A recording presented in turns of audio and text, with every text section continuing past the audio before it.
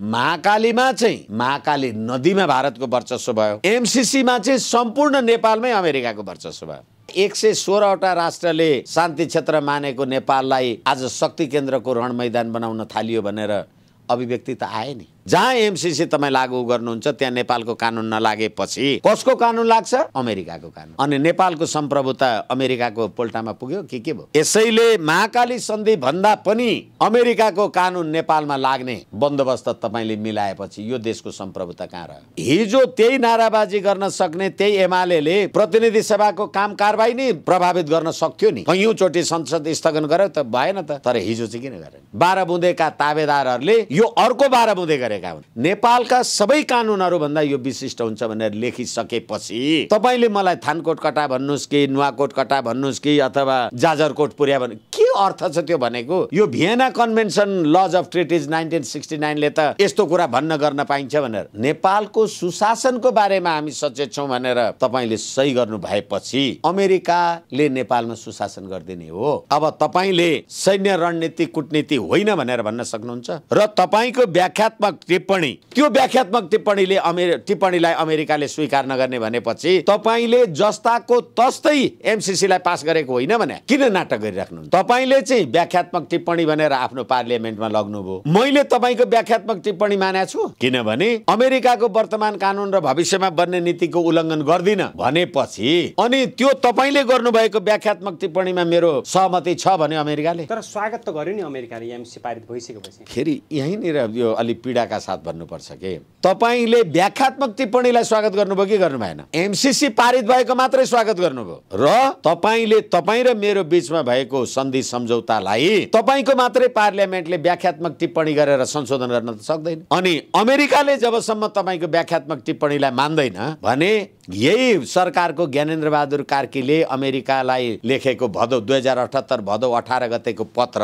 र यही केपी शर्मा ओलीको पार्टी अथवा केपी शर्मा ओली सरकारमा हुँदा उहाँको गृहमन्त्री परराष्ट्र मन्त्रीले एमसीसी हुबहु जस्ताको तस्तै पास गर्ने भनेर प्रदीप गेवालीले भनेको कुरालाई अमेरिकाले नै भनेछ। अबको बाटो नेपाल विशुद्ध रूपले अमेरिकाको सुरक्षा छाताभित्र प्रवेश गर्यो र अमेरिकी चासो र इच्छा र आकांक्षा भन्दा बाहेक तपाई अगाडि बढ्न सक्नुहुन्न। होइन यो कुराको संशोधन परिमार्जन अथवा यो कुराको अवज्ञा गर्नु छ भन्ने हो भनेदेखि यो राज्य प्रणाली जसले पटक पटक परमादेशद्वारा सरकार बनाउँछ यस्ता खालका हस्तक्षेपहरूलाई निम्त्याउँछ नागरिकता पनि रोटी र बेटीको रूपमा वारीपारिकालाई दिनुपर्छ भनेर भन्छ त्यस्तो प्रणालीको अन्त्य गर्नु नै नेपालको सुरक्षाको व्यवस्था हुन्छ हित हुन्छ। होइन भनेदेखि हामी शक्ति राष्ट्रको सुरक्षा अवधारणा भित्र चाहिँ प्रवेश गर्यौं।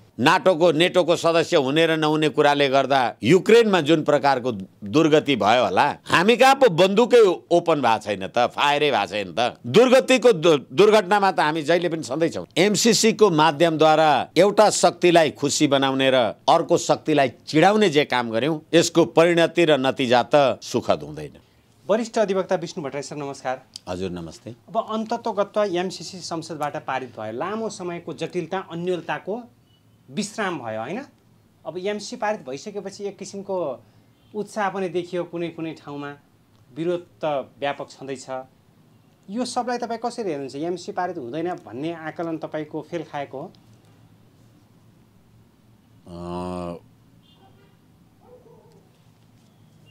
एमसीसी पारित हुँदैन भन्ने मेरो आफ्नो जे दृढता जे धारणा हो अहिले तपाईहरुले प्राविधिक रूपबाट पास गर्ने भन्नुस् अथवा जे भन्नुस् यो पास गरेर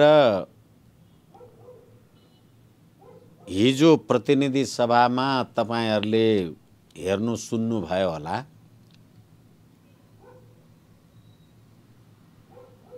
संसारका 116वटा राष्ट्रले शान्ति क्षेत्रको रूपमा मानेको यो देश आज एमसीसी को प्रावधानले मुलुकलाई अकथनीय द्वन्द्वमा धकेल्दैछ भन्नेको कुरा हामीले सुन्यौं। 2011 देखि सन् 2011 देखि एमसीसी को बारेमा जे जति प्रावधानहरू भए गरे र यसलाई पारित गर्नका लागि 11 वर्षपछि त्यसमा पनि नेपाली जनताको बहुमत, नेपाली जनताको अभिमतद्वारा सरकारमा पुगेको राजनीतिक शक्ति नभइकन परमादेशबाट सरकार बनाइदिएको सरकारको नेतृत्वमा एमसीसी पारित हुनुले यसले नेपाललाई अमेरिकी शक्ति राष्ट्रको छातामुनि राखेको छ। यसकारणले गर्दा मैले एमसीसी पारित हुँदैन भनेर जुन प्रकारले तपाईहरु समक्ष निवेदन गरिराखेको थिएँ, हिजो पनि हामीले प्रतिनिधि सभामा देख्यौं कि वास्तवमा नेपालको राष्ट्रिय एकता, स्वाधीनता, अखण्डताको पक्षमा र विपक्षमा जुन प्रकारको बहस भयो र प्राविधिक रूपले नेपाली जनताले एमसीसी को पक्षमा कहिल्यै पनि अभिमत प्रदान नगर्दै जबरजस्तीसँग तपाईले जसरी पारित गर्नुभयो, यसले नेपाललाई अमेरिकी शक्ति राष्ट्रको छायामा राख्न सफल भएको छ र यो नेपालको निमित्त दुर्भाग्य हो। अब व्याख्यात्मक घोषणा सहित एमसी पारित हुनुलाई तपाई कसरी हेर्नुहुन्छ? यो कहीं कतै नेपालको पक्षमा देखिएको भान हुन्छ कि हुँदैन? यो सबै व्याख्यात्मक घोषणा अमेरिकी रक्षा सहायक मन्त्री जेले डोनाल्ड लू भन्ने मानिसले नेपालका हिजो एमसीसी पास गर्ने सबै राजनीतिक दललाई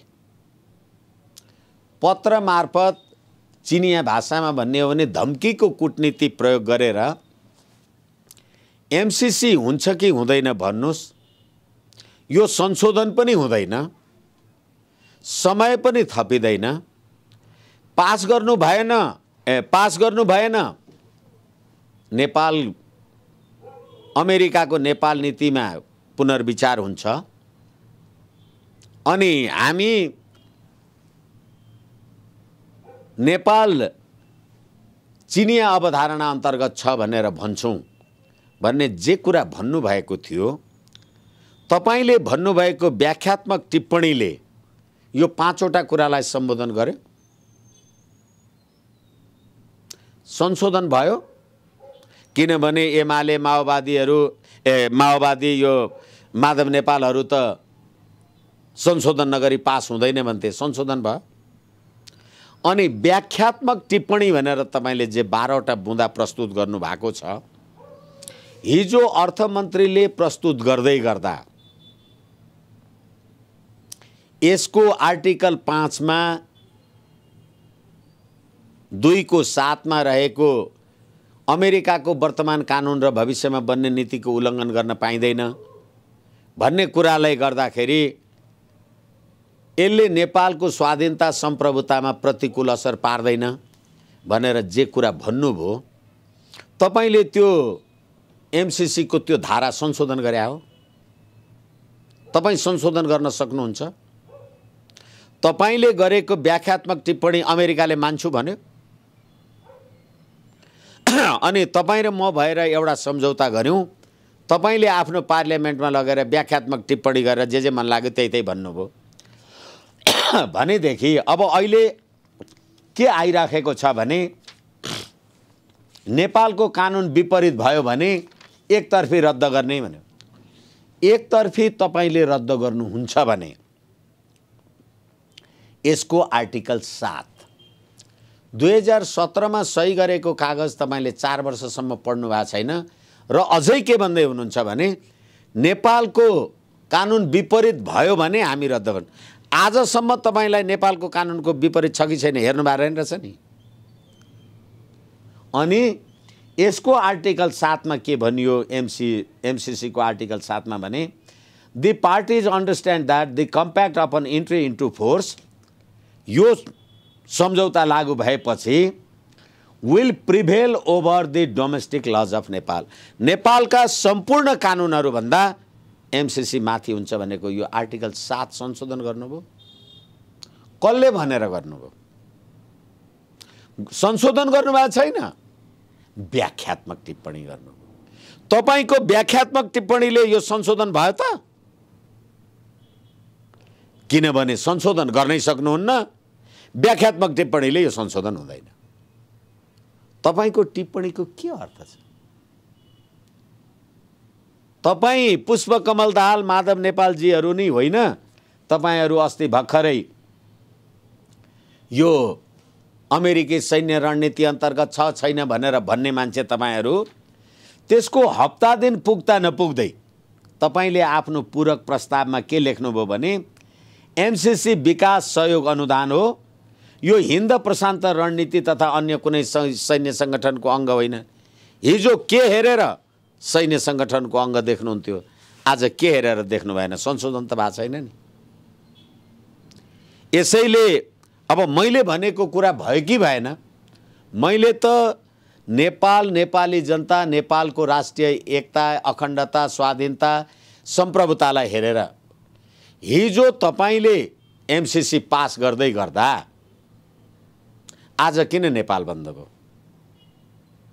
आज किन विभिन्न ठाउँहरूमा बमसमहरू राखिए भन्ने कुरा आयो? यो नेपाली जनताको हितको लागि रहेछ कि अहितको लागि रहेछ? फेरि हेर्नुस्, हिजो नेकपा एमाले 6 महिनादेखि संसद अवरुद्ध गर्ने, हिजो एमसीसी को बारेमा छलफल हुँदा त नेकपा एमाले नै छलफलमा भाग लियो त। यही अग्निप्रसाद सापकोटालाई नहटाइन्जेल अवरुद्ध गर्छु भन्ने होइन एमाले। अनि एमालेकै संसद सदस्यहरूले एमसीसी छलफलमा भाग लिनुभयो कि भएन? भीम रावलजीहरूले। एमाले किन संसद अवरुद्ध गरेन? किन त्यो काम कार्यवाही अगाडि बढ्न दियो? भनेपछि यी सम्पूर्ण यी 12 बुँदे समझदारीका ताबेदारहरू हिजोको 12 बुँदे व्याख्यात्मक टिप्पणीमा अमेरिकाको शक्ति केन्द्रसँग नतमस्तक भएर नेपालको राष्ट्रियता, स्वाधीनता, सम्प्रभुताको विरुद्धमा यो काम कार्यवाही गरेका हुन्। त्यसो भए नेपालको राष्ट्रिय स्वाधीनता, सम्प्रभुता अब समाप्त भएको हो? एमसीसी पारित भएपछि जुन किसिमको व्याख्या गरिएको थियो नि, हो तपाईले भने जस्तै नेपालको स्वाधीनता, सम्प्रभुता, अखण्डताको बारेमा कुरा गर्दा हिजै फेरि दोहोर्याएर भन्नु पर्यो, जनार्दन शर्माले अमेरिकाको वर्तमान कानुन र भविष्यमा बन्ने नीतिको बर्खिलाफ जान सकिने छैन भन्ने कुरा व्याख्यात्मक टिप्पणीद्वारा यो कुरालाई हामीले सम्बोधन गरेका छौं भनेर भनेपछि तपाईले गर्नुभएको व्याख्यात्मक टिप्पणी अमेरिकाले मान्यो? अमेरिकाले माने भन्यो? मानेन भने तपाईले गर्नुभएको व्याख्यात्मक टिप्पणीको के अर्थ छ? फेरि पनि हामीले त भनिसक्यौं, धेरैचोटि मैले भनिसकेँ कि एमसीसी को लक्ष्य र उद्देश्य भनेकै ठाउँमा एमसीसी को सहायता नेपालको सुशासन, आर्थिक स्वतन्त्रता र नेपाली जनतामा गरिने लगानी भनेपछि नेपालको सुशासन तपाईले अमेरिकालाई जिम्मा लगाएको हो? होइन भने धारा 1 संशोधन गर्नुभयो? गर्नु भएन भने एमसीसी मा लेखेको सही छ कि तपाईले हिजो भनेको व्याख्यात्मक टिप्पणी सही छ भन्ने कुराको लागि त नेपाल सन्धि ऐन 2047 को दफा 9 सन्धिको व्यवस्था र नेपाल कानुन बाज्यो भने सन्धि लागू हुन्छ, नेपाल कानुन खारेज हुन्छ। अहिले नेपालको कानुन चाहिँ खारेज गर्नुभयो तपाईले हिजोबाट। यस कारणले गर्दाखेरि तपाईले नेपाललाई अमेरिकाको शक्ति राष्ट्रको छाता बनी राख्नुभयो। र नेपालको स्वाधीनता सम्प्रभुतामाथि नेपाली जनताको निर्णायकत्व रहेन। अब हिजो 50 को दशकमा महाकाली सन्धि हुँदाखेरि पनि सङ्कल्प प्रस्ताव ल्याएर जुन किसिमको महाकाली सन्धिलाई मूर्त रूप दिएको थियो, महाकाली सन्धिपछि दोस्रो राष्ट्रघात भयो भनेर हिजो भीम रावल जुन हिसाबले उर्लिनु भयो, यो दोस्रो राष्ट्रघातको सुरुवात कुन कुन पार्टीले गरे र कुन कुन दण्डित छन्? भीम रावलजीले जुन कुरा तुलना गर्नुभयो उहाँको कुरा आफ्नो ठाउँमा होला, तर अमेरिकाको वर्तमान कानुन र भविष्यमा बन्ने नीतिको उल्लङ्घन गर्दिन भनेर तपाईले कान समातेर एमसीसी पास गरेपछि एमसीसी लागू भएको क्षेत्रमा नेपालको कानुन लाग्दैन। फेरि पनि मैले भन्दैछु भने एउटा देशमा तपाईको देशको सम्प्रभुता रह्यो, त्यति मात्रै होइन। जसरी लिपुलेक लिम्पियाधुरा र कालापानीमा भारतीय सैनिक बस्नलाई कोनिके दियो आदि इत्यादि भनेर जे भन्नुभएको छ, अथवा उदाहरणको रूपमा हामी जे भन्छौँ, अहिले एमसीसीको प्रोजेक्टको नाउँमा त्यसभित्रको नेपालको कानुन नलागेपछि, नेपालको सुरक्षा व्यवस्था आदि इत्यादि केही चेक गर्न नपाएपछि त्यहाँ को आउँछ, के हुन्छ र के गरिन्छ भन्ने कुरा नेपालले हेर्न सक्छ? सक्दैन। त्यो नसकेपछि नेपालको सम्प्रभुता अमेरिकाको नियन्त्रणमा पुग्यो कि पुगेन? यसैले यो महाकाली सन्धिभन्दा खतरनाक विषय हो। महाकाली सन्धिमा भारतको वर्चस्व भयो, अब एमसीसीमा अमेरिकाको वर्चस्व देखियो। एमसीसी महाकालीमा चाहिँ महाकाली नदीमा भारतको वर्चस्व भयो, एमसीसीमा चाहिँ सम्पूर्ण नेपालमै अमेरिकाको वर्चस्व भयो। अनि हिजो त्यो पार्लियामेन्टमा त्यो प्रतिनिधि सभामा कुरा गर्दै गर्दा संसारका 116वटा राष्ट्रले शान्ति क्षेत्र मानेको नेपाललाई आज शक्ति केन्द्रको रण मैदान बनाउन थालियो भनेर अभिव्यक्ति त आए नि। भने यो रण मैदान बनाउने काम कसले गर्यो? हिजो जसले त्यहाँ यो भाषण गरिराखेका छन् तिनीहरूले रण मैदान बनाउने काम गरे। फेरि अर्को कुरा, नेकपा एमाले अग्नि सापकोटाको बर्खास्तगी अथवा माधव नेपालको पार्टीको समाप्ति अथवा संसद सदस्यको समाप्ति मागेर 6 महिनादेखि संसद अवरुद्ध गर्दा हिजो एमाले संसद अवरुद्ध किन गरेन? नाराबाजी त भइरहेको थियो। फेरि त हिजो त्यही नाराबाजी गर्न सक्ने त्यही एमाले प्रतिनिधि सभाको काम कारबाही नै प्रभावित गर्न सक्थ्यो नि।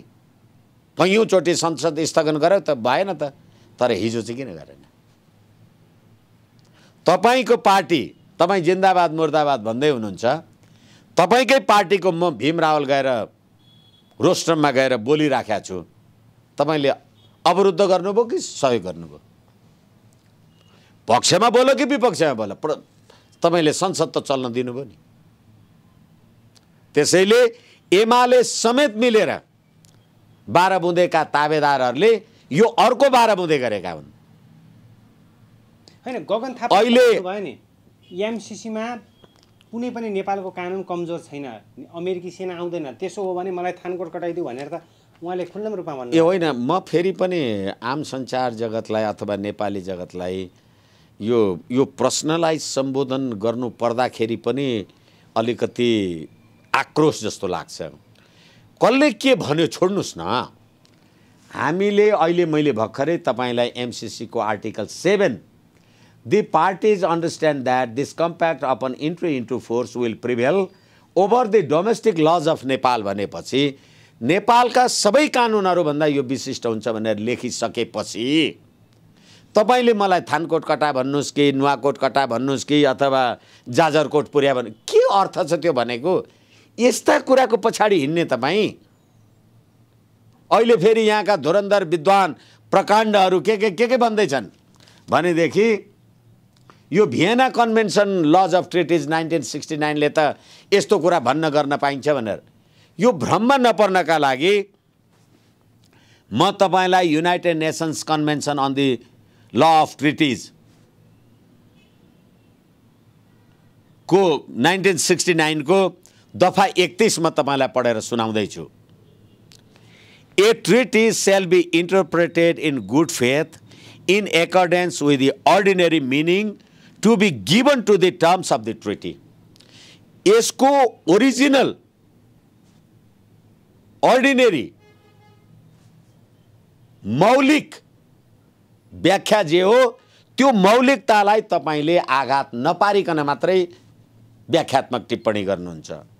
यसको मौलिक कुरा के हो जसको यसको लक्ष्य र उद्देश्यको बारेमा हामीले जे कुरा मैले तपाईहरुलाई निवेदन गरेँ यसको लक्ष्य र उद्देश्य सहायता नेपालको सुशासन आर्थिक स्वतन्त्रता र नेपाली जनतामा गरिने लगानी भनेपछि नेपालको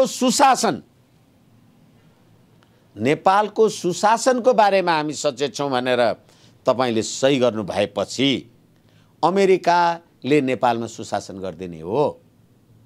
यो कुरालाई अस्ति डोनाल्डले 78-10-2 मा भन्नुभयो। 16 जनवरी 2022 मा नेपालको अर्थतन्त्र वृद्धि गर्न स्थायित्वलाई अघि बढाउन रोजगारी सिर्जना गर्न क्षेत्रीय सुरक्षामा सघाउन र तपाईको व्याख्यात्मक टिप्पणी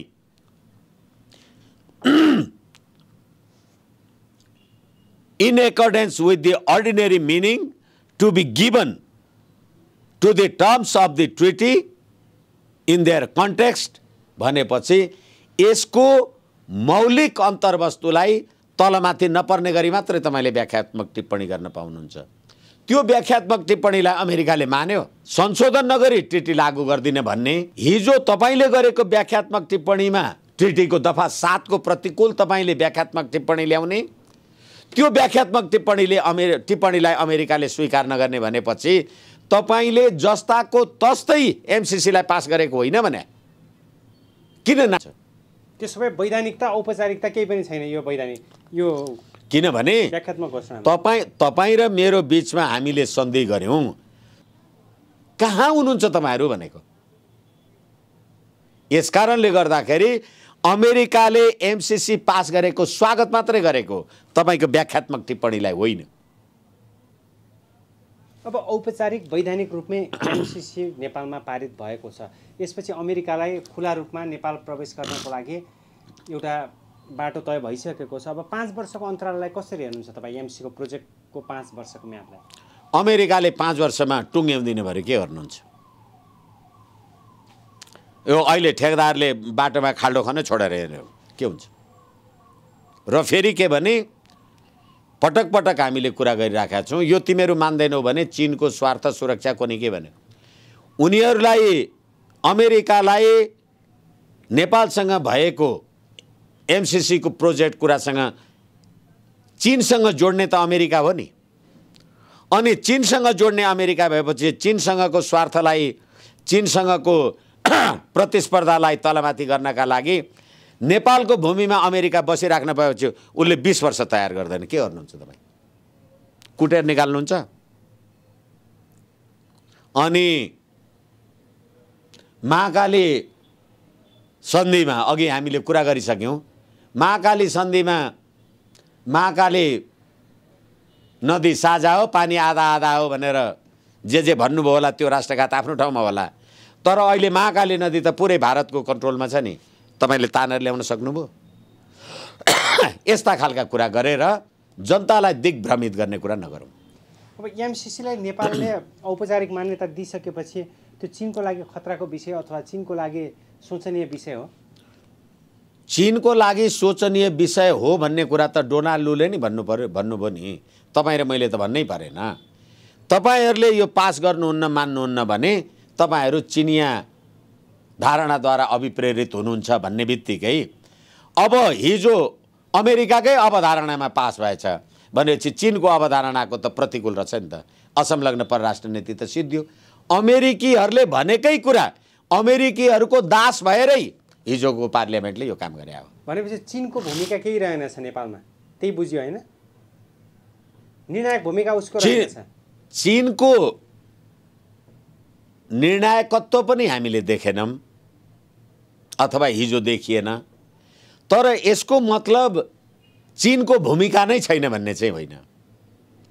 जुन प्रकारले हिजो तपाईले सी जिनपिङ विचारधाराद्वारा हामी राज्य प्रशासन राजनीति देश नेपाल चलाउँछौँ, असंलग्न परराष्ट्र नीति जे भन्नुभएको थियो, अब चीनले नेपालका राजनीतिक शक्ति र दलहरूको बारेमा उनीहरूको आफ्नो व्याख्या विश्लेषण पुनर्विचार जे गर्ने हो, मलाई लाग्छ संसारको शक्ति राष्ट्र हो, अवश्य गर्ने होला।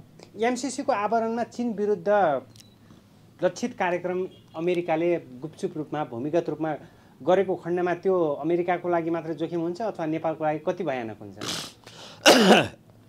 सबैभन्दा भयानक त नेपालकै लागि हुन्छ नि। अहिले अमेरिका, रुस अथवा नेटोको सदस्य हुने र नहुने कुराले गर्दा युक्रेनमा जुन प्रकारको दुर्गति भयो होला, हामी कहाँ पो बन्दुकै ओपन भएको छैन त, फायरै भएको छैन त। दुर्गतिको दुर्घटनामा त हामी जहिले पनि छँदैछौँ नि। देशभित्रको गृहयुद्धमा नेपाल बारम्बार फस्यो। अब देश आन्तरिक युद्ध नै बाह्य शक्तिको इन्टरनेसनल वार हुने स्थिति हो नेपाल? निश्चित रूपमा हामीले संसारका दुईवटा सर्वाधिक शक्ति राष्ट्रहरूको बीचमा एमसीसीको माध्यमद्वारा एउटा शक्तिलाई खुसी बनाउने र अर्को शक्तिलाई चिडाउने जे काम गर्यौं, यसको परिणति र नतिजा त सुखद हुँदैन। किनकि विश्व राजनीतिले अहिले निहाल्दा फेरि युक्रेनको घटना जसरी तपाईले दोहोऱ्याउनु भयो, युक्रेनको हालत नेपालको हुन सक्छ भन्ने किसिमका व्याख्या विश्लेषणको कुनै तर्क छैन अथवा तर्कसँगै कुरा हो यो?